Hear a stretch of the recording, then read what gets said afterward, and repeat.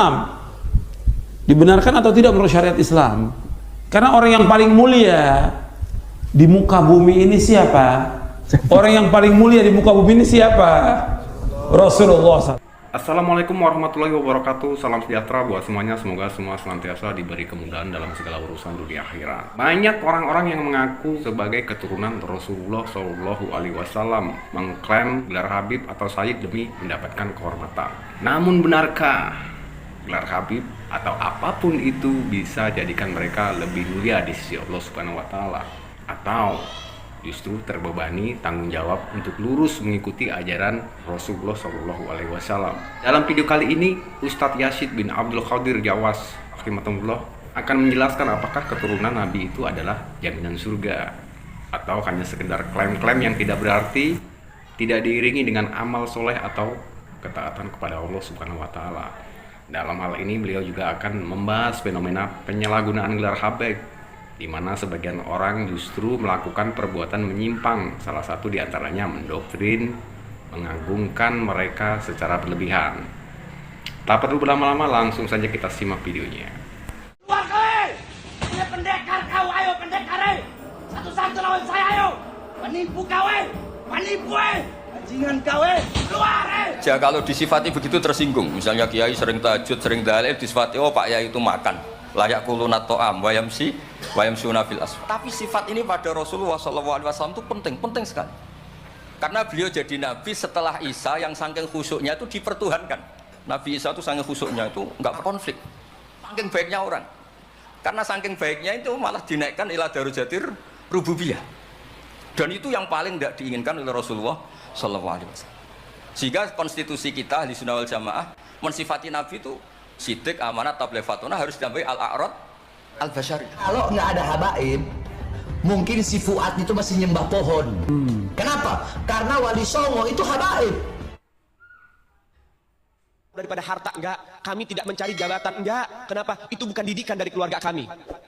Didikan keluarga kami, lihat bagaimana Al-Habib Salim bin Ahmad bin Jindan, saya punya kakek, keluar masuk penjara. Kenapa bisa keluar masuk penjara? Membakar semangat perjuangan masyarakat Indonesia untuk merebut kemerdekaan, saudara. Ya, menafikan nasab mereka, mengatakan bahwa mereka semua itu mengaku-ngaku. Saya khawatir. Saya nggak khawatir kalau saya tidak diakui, tak paten aku.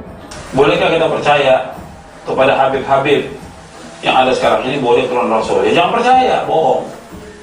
Jangan percaya. Sekarang umpamanya dia mengatakan turun Nabi, apa bedanya? Apa kelebihannya?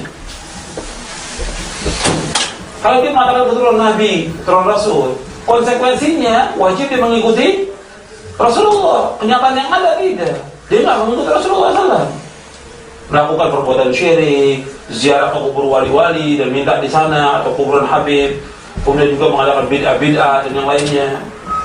Kemudian juga orang diajak untuk kultus kepada dia bahwa dia yang paling mulia, bahwa dia ahli surga, pasti surga. Dari mana? Tidak ada yang tahu seorang itu ahli surga. Hatta dia melakukan amal soleh yang terbaik di muka bumi ini, nggak bisa kita jamin masuk surga. Nggak boleh. Sama juga orang muslim yang berbuat dosa dan maksiat, nggak boleh kita katakan di muslim ini pasti neraka. Nggak boleh. Karena hanya Allah yang tahu. Menentukan surga dan neraka hak Allah, bukan hak kita. Tapi kalau Habib ini mengatakan, udah, saya ini udah tempatnya di surga, ngomong pada orang awam. Maka dipanggilnya pun beda dengan yang lain. Ima dipanggil Habib atau Sayyid. Sayyid. Kalau ketemu pun harus cium tangannya, diginiin tangannya dia. Harus cium.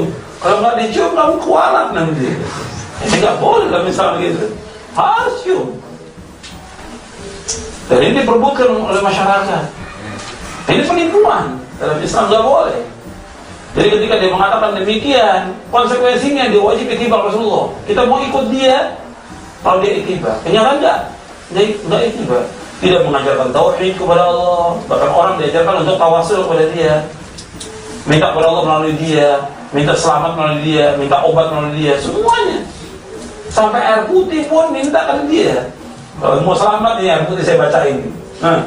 Mantap. Diludahin dulu air putihnya. Islam nggak ngajarkan seperti itu. Islam mengajarkan yang benar sesuai dengan Quran dan Sunnah. Ya, saya bergaul dengan orang-orang itu juga. Saya katakan, kenapa kamu tidak mengajak orang kepada kebenaran?